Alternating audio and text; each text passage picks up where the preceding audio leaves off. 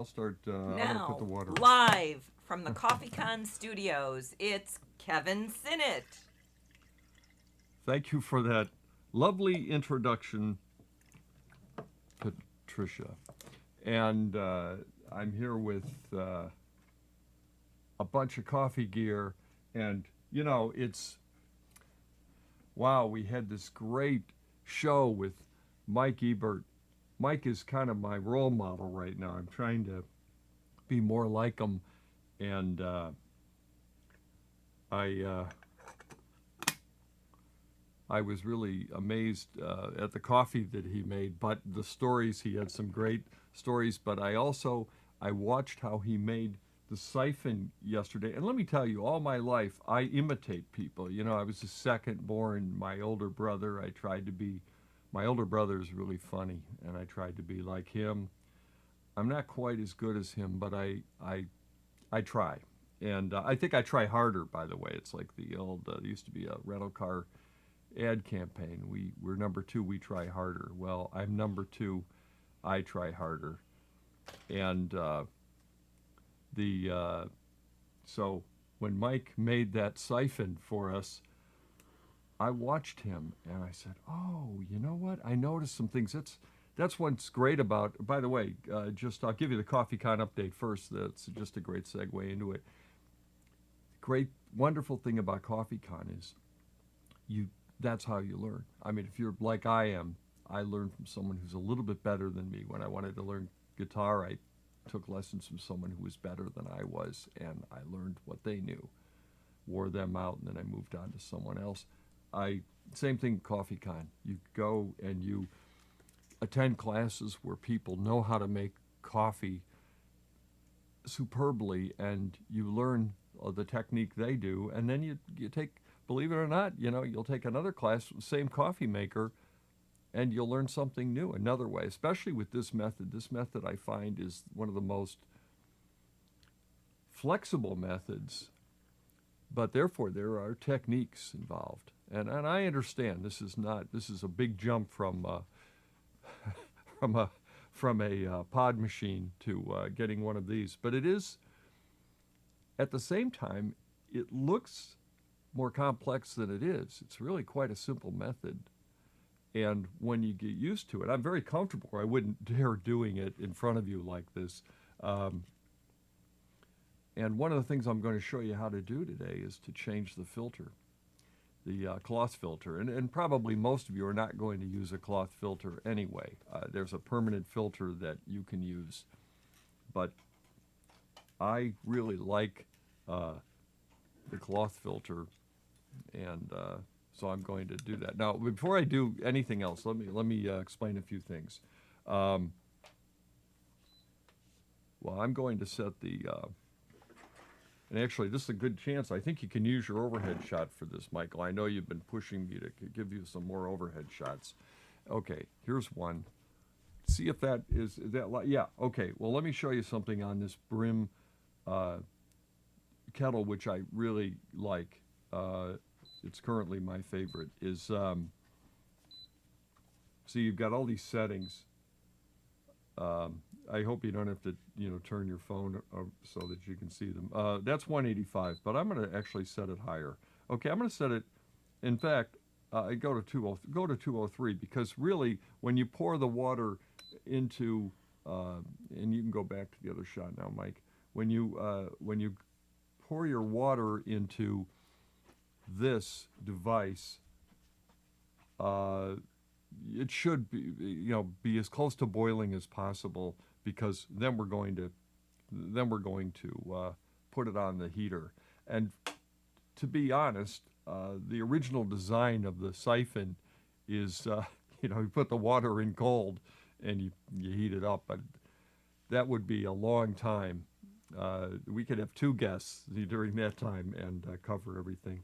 The way we do it is to you want to bring the water to a boil in this. Put the filter in here. Put not the coffee in here, because that's not how we're going to do it. We're going to put it in just the filter in, and then we're going to put the two together. And then as it boils, it will actually get it will the gas will expand in the bottom, forcing the water up through the tube, through the filter, and then we put the coffee in, and then we let it, and you'll see, it looks like it's bubbling, and that's a mistake. People always say, oh, it's boiling.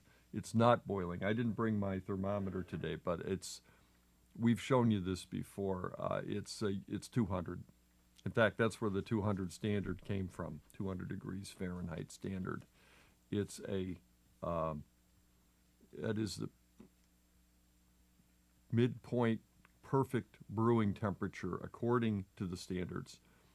And it's the temperature that you be prepared to make your coffee at 200 for using the siphon almost anywhere. Now, if you're up in real high, this is a little tiny factoid.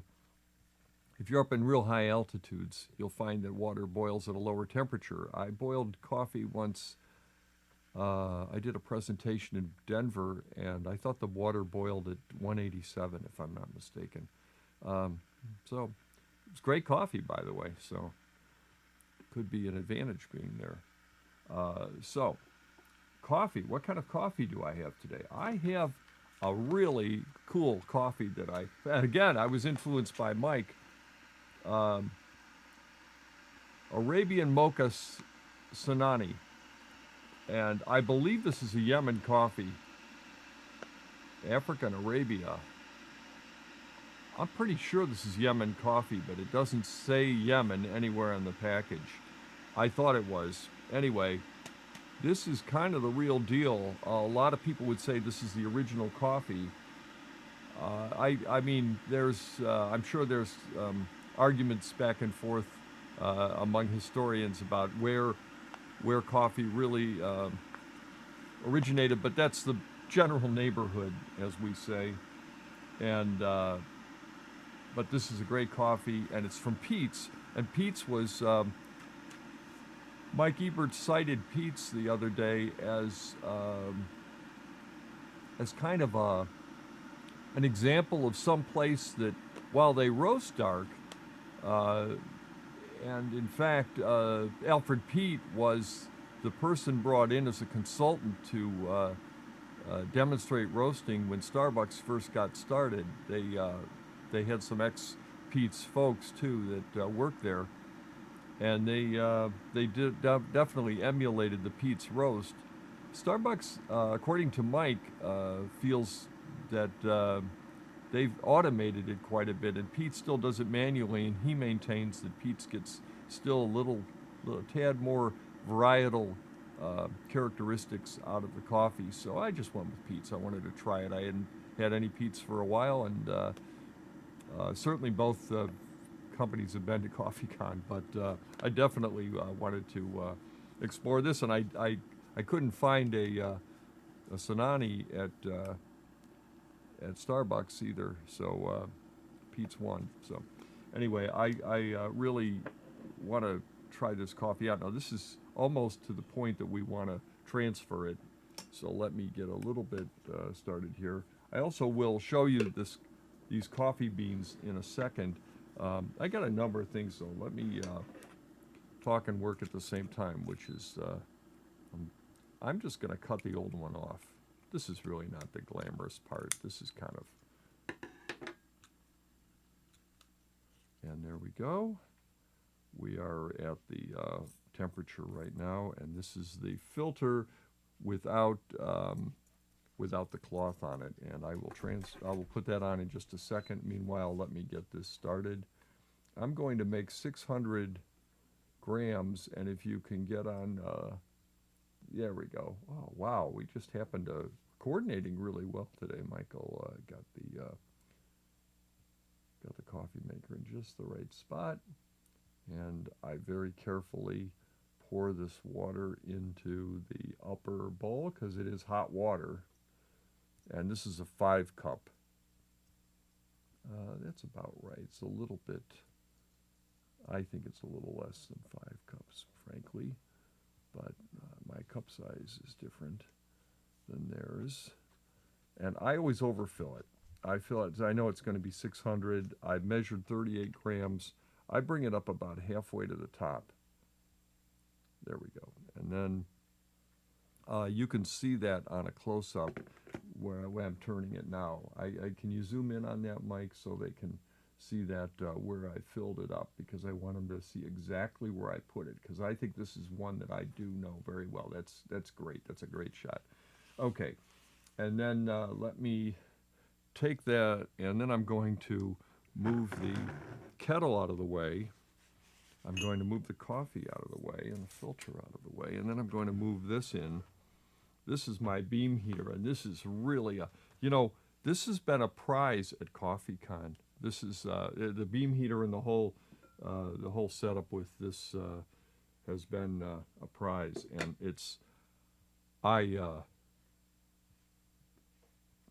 I kept hoping I would win it, and finally I got one from the manufacturer. Haria was kind enough to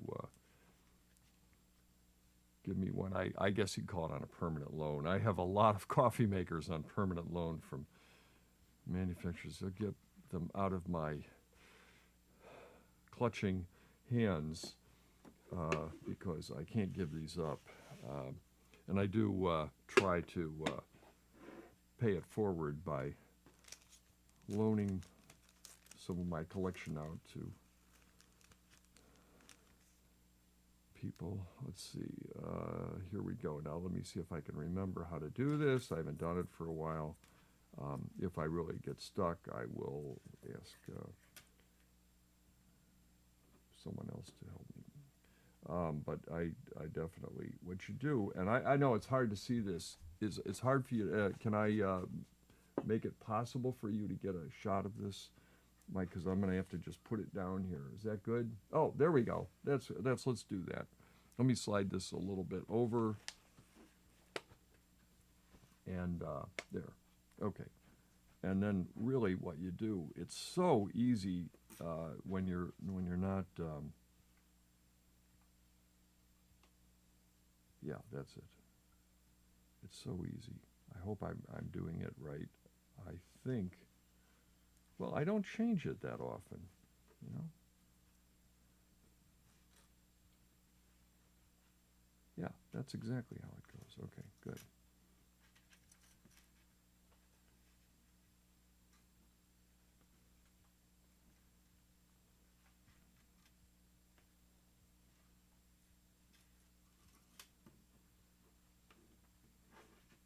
All right. All right.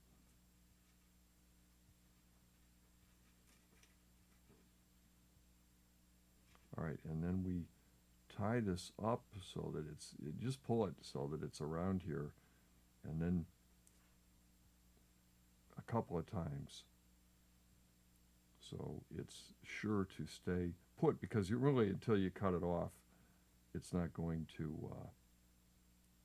you're not going to remove it again. Okay, you don't untie and keep tying it. And then our friend Mr. Scissors here will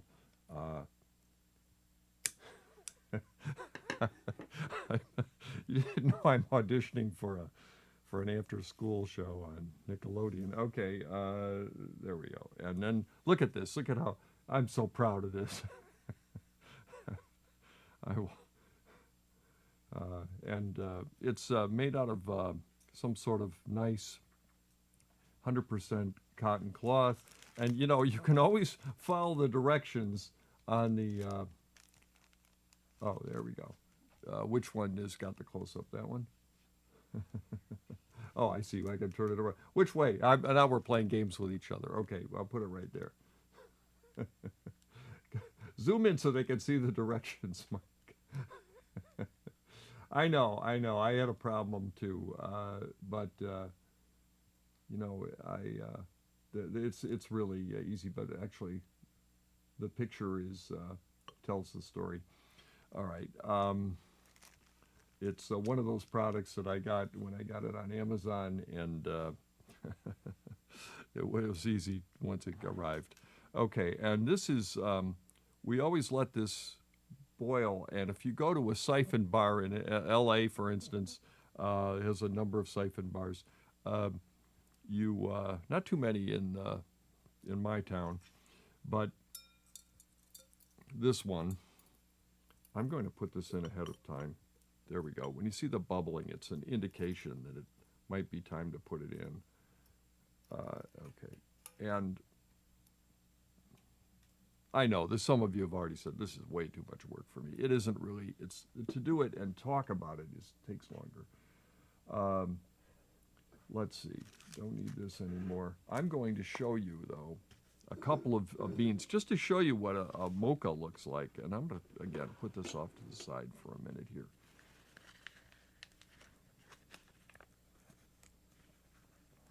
And I'm going to compare it to a Sumatra. There are two coffees that blend perfectly together. Now, let me move that over, and so you'll be able to. That's the Yemen, and this is the Sumatra, and you will see the bean difference. And it affects a lot. I don't want to mix them because I want to be able to put them back in their respective sacks. Okay. What do you think? Is that, do I need to move one of these over? Let's see, I need to move this guy over here, and I need to move these. There, how's that, Mike? Can you go in on that at all? Ah, that's pretty good. And then this is the Yemen, and this is the Sumatra. Look at the size difference in those beans. The Sumatra is a much bigger coffee bean, and the Yemen is tiny and irregular. By the way, these are more uniform in size than these are. I don't know if you can tell that. Oh, looks like we're ready to put these together. Okay, it went faster than I thought. And I can hear people in the audience saying, you should be sitting here. Well, all right. Oh, look at that. It's coming right up there. Okay, well, this is going to go faster than I expected. So let me put these back. Because at the these are not inexpensive. In fact, it's as if I listened to Mike's lecture and took it to heart, because I definitely paid more for coffee for these. But they are great tasting coffees, and the Pete's style. As you know, I'm already a great fan of Sumatra coffee, but did you know I'm an equally great fan of mocha? But you know what? I haven't seen much of it lately, and that's another thing Mike was talking about. It's the Pete's, maybe they have a relationship that allows them to get hold of it when nobody else can. Okay, we're ready. Let's move this in. Is this a good spot, Mike, for it? Okay. I'm counting on you to tell me. And then Mike Ebert said, bring the temperature down so that it's just a mild bubbling below. Okay, and then we're going to put this in here, and I do need to time it. Does anyone have a way of timing? I need you to time 2 minutes for me when I tell you to start. Okay. Pat, are you going to be able to do that? I don't have my phone with me, so let me see if I can get a timer. Hold on. Okay. I don't know what happened to my phone too. Okay, I'm ready. They took it away from me at the door. Okay. Well, I'll tell you when to start, because Mike said, put this in. And those of you who saw the show, you can correct me if I'm missing something. And stir it up. And mark it with a B. This reminds me of something I was just singing to my granddaughter. Okay. And then, there we go. Okay. Thank you. And then, you want to make sure that you stir and get all of they tend to get magnetic, these grounds over here, and ride along here. They're shirkers is what they are. They're the grounds that don't participate in the extraction. Okay, start now, Pat. Give me 2 minutes with this, according to Mike Ebert. And look at that. It's going, but if you look below, if you can get a close up down here, Michael, on one of the side camera or something, you'll see get a pretty good close up, and you'll see that there's some bubbling if you can travel up and down here. Yeah, and you can see that there's some agitation going on. It's very gentle. He wanted it to be gentle, but let me give a little more. You can see it at the very bottom. It certainly is. Yeah. And then as you ride up here, you will see that it trails off so that at the very top it's not doing much. And then I'm going to stir it. It's been about a minute. Stir it here a little bit. And then I'm going to lower it even more. And then tell me when 2 minutes is up, Pat, please. Okay. And then, yeah, I can see that. Okay, good. And let's see if we can, yeah, that looks great. Okay. And by the way, again, a medium fine grind, not too fine because of the cloth filter, because it's a long enough extraction time, and there's a lot of turbulence in this method. So in some ways, it doesn't make it perfectly identical to drip, where there's not much turbulence, and therefore drip you might. One of the reasons you prolong drip a little bit. Are we at 2 minutes yet? A few more seconds. Okay, thank you. Time seems to go slow to me. Okay. 2 minutes. Okay, thank you. And we're going to shut this off, and I know Mike, there we go. Well, he said it would just come down when it did, and when it starts to come down, he starts stirring it, and he wanted to get what was called, I thought he called it a mound, but oh, here we go.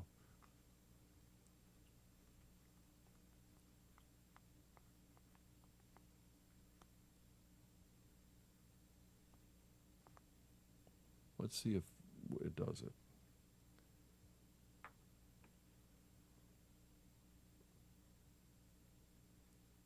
Notice it isn't just shoot down, but what's happening is the gas down here is cooling. This gas is cooling, and then it's drawing it down through the filter, and of course you're getting this wonderful, the viscosity, the mouthfeel in a siphon through the cloth filter. Oh, I'm proud of myself. Look at that. Good. And, oh, Mike would be proud. I think he would be proud too. And let's see, am I getting up here? Yeah, here's our 600. See, notice I overfilled it just a little bit, and that gives us the nice, and it's really, I'm hoping to get 3 good cups of coffee out of this. 5-ounce cups, approximately.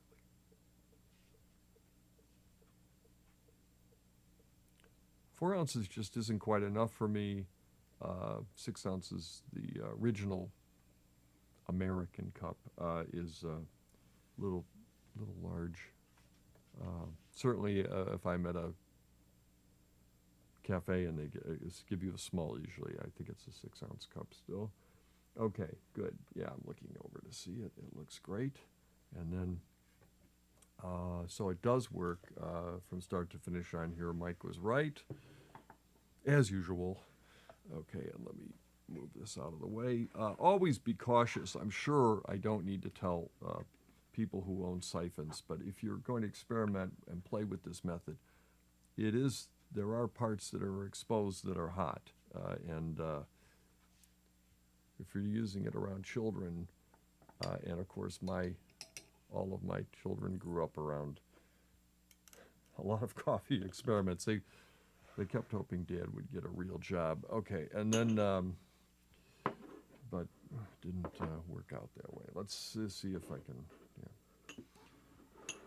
And I'm making an extra cup because Pat is monitoring to see if you have any questions or comments. I know just enough to be dangerous about the siphon, but it is one of my favorite methods, and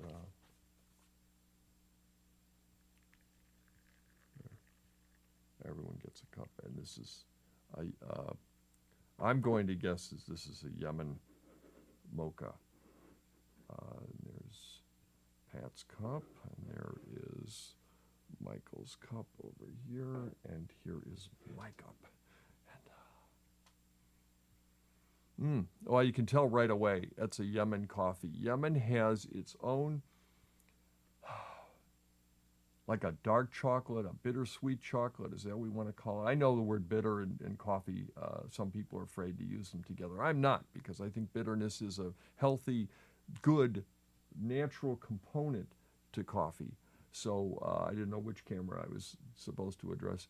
I'll try this one for a while.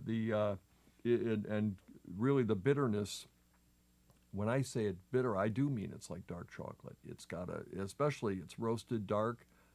I expect that. I would expect no less from Pete's. Alfred Pete was a man who believed in roasting. Don't fear second crack, you know.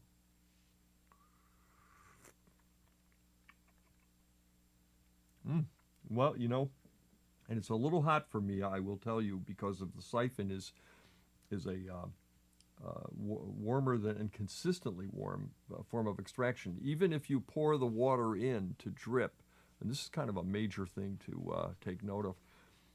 If you use a Chemex and you pour the water into it at 200 degrees Fahrenheit, right on the dot, there's losses right away that bring that temperature down 5 to 10 degrees over the course of its going through and brewing, being extracted, or extracting the grounds, the coffee flavors from the grounds. That's not true in the siphon. The siphon stays at 200 throughout. So and it comes down. It's a hotter cup of coffee. In fact, sometimes when I have those rare complaints from people that, oh, my coffee maker, my complaint I have, the coffee's not hot enough in it, I always say, you owe it to yourself to check out a siphon. I think you'll be surprised. This is a very hot cup of coffee, and let's see if it's come into the range where I can take more than one of those sips where you're really cooling it as you.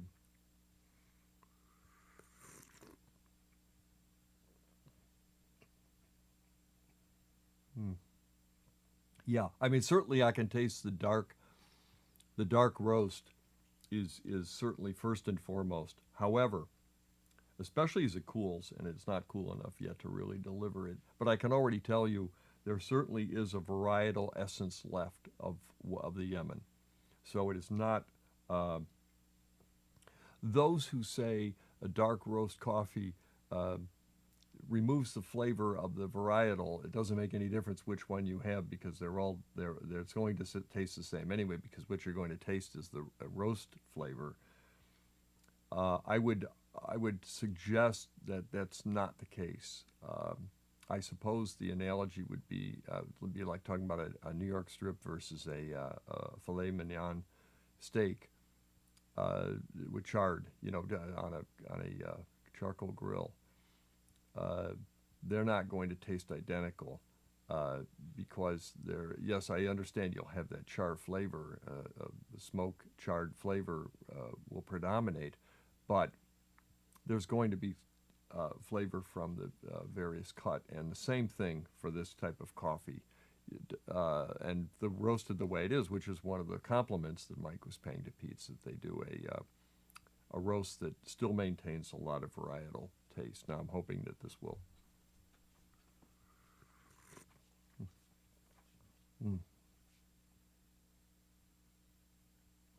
Yes, it does have that the Yemen taste. I certainly have had lighter roasted Yemen Sinnott coffees that are that have more varietal taste, or rather don't have the roast taste, and that's something to be said for that as well. There is no one right roast. It's what you like, and what you want to try that day for that coffee. It's like I don't know any other way to say it other than it's not a it's just like a tone control on your stereo. You know, if you decided maybe you want the to treble up a little higher today or a little lower, softer, it's totally personal preference. And I think this is a real nice cup of coffee. This coffee is really unique. It's a very difficult country to source from. Again, there have been some problems. We had Mokhtar, the monk of Yemen. Is that monk of Mocha? I think he's called. Has like a name that he uses. It's he's performed at CoffeeCon and always well attended to. It's a very but he talks about the issues and the attempt to keep this wonderful coffee alive. This is certainly an heirloom coffee, an heirloom varietal, meaning it goes back to the earliest days of coffee. And of course, I'm using a prep method, which is great and gets a lot of full flavor out of it. By no means the original way this was probably enjoyed by its earliest imbibers. And definitely be wonderful to try it in some other methods as well. And another method I really enjoy, Yemen, darker roast Yemen, is like a French press would be great. Any of the infusion methods, meaning the ones where it soaks, I think are really get the most flavor out of them. But again, it's a nice coffee to try in a nice like an AeroPress which is also AeroPress is a hybrid to me. It has elements of I mean they all do. There are elements of all coffee makers. The Chemex has some infusion qualities to it. But also try different brewing temperatures. Another recommendation I would try. In this one, you have really no choice. It's what you're stuck with, what the altitude and your what water boils at, and take a lop off a little of that because of the method that it uses. But I definitely think 200 degrees is pretty much the standard for this method. But you might try it at a lower brewing temperature. Another method I'd like to try it in would be like we had that Krupp's Mocha, M-O-K-A. That brewer will definitely brew at a hotter temperature than this. The upper, not quite boiling, but maybe 208, 207. That's an interesting temperature to try this coffee brewed at, as would be a stovetop mocha. And I realize the word mocha, M-O-K-A, it's not the same. The word mocha has at least three meanings around the coffee business. One is Yemen mocha, where it's from. The other is the mocha method of brewing, which is it's a percolation method. And then the third is the taste of mocha, meaning chocolate. Sometimes mocha drinks labeled in cafes means they added chocolate to them. Update on CoffeeCon. We are looking for our sponsors. I really want to see if September we can get establish an LA event. We'd like to have LA sometime around February, hopefully in February in LA. LA is a great show for us. I know the people want it. It's always a question of, can I get the industry to support it? And I'm refining some. I've had a few people come forward and say, okay, send us the information. So I'm working on giving them everything they've asked for and seeing if they'll support the event. Then we also have put in for a Chicago area Midwest event for next year. And that will be later in the year in the fall in 2020. and then there can be a third CoffeeCon. We have time to do it. It's a question of whether we can find. And one of the things that I'm considering is, as much as I like to be in New York, I'd like to be in Seattle. I haven't had anyone ever come forward and say they would sponsor those events. It's always been me sponsoring it, and as I said, I can't continue to do that. So I need to reach out and see if the cities themselves may be interested. If there are people in the industry that feel it's important enough that we be in Seattle or be in New York, they need to come forward. Otherwise, we may try to check some other cities that have in the past reached out to us and said, we'd really like this here and we'll help you bring it here. Well, that to me means sponsorship. So it's all about, I have to pay for it, but I certainly want to. I love doing CoffeeCon, so it's always, I'm always up for it. So I just wanted to give you a straightforward, from the heart update of what's progressing. And again, we are really going to increase a number of producers, meaning farmers, growers of coffee, have come forth and said they want to participate as well. So with that said, it's great to see you. I am going to, by the way, next week, I'm going to be away for a week. I'm going to be out of town and not available to do these two. We try to do them on Tuesdays and Thursdays, ideally. However, the following Monday, I will have in the studio, I think it's the 23rd of September. I hope I've got the date right on that. We'll have Lisa McInnes from Brim will be my guest. And I have a lot of questions to ask her. Brim looks like they're poised to take the industry by storm, and I want to not only be a witness, but I'd love to be I feel like I discovered them early, and I've had great experiences so far with their products, but I want to find out more what it's like to be in, starting a company that just says we're just gonna go into the coffee maker business and really reinvent and rethink every thing that we do. It's really admirable and quite ambitious. Anyway, that said, have a great weekend and following week, and I'll look forward to seeing you for that podcast as well. I'm Coffee Kevin. Thank you.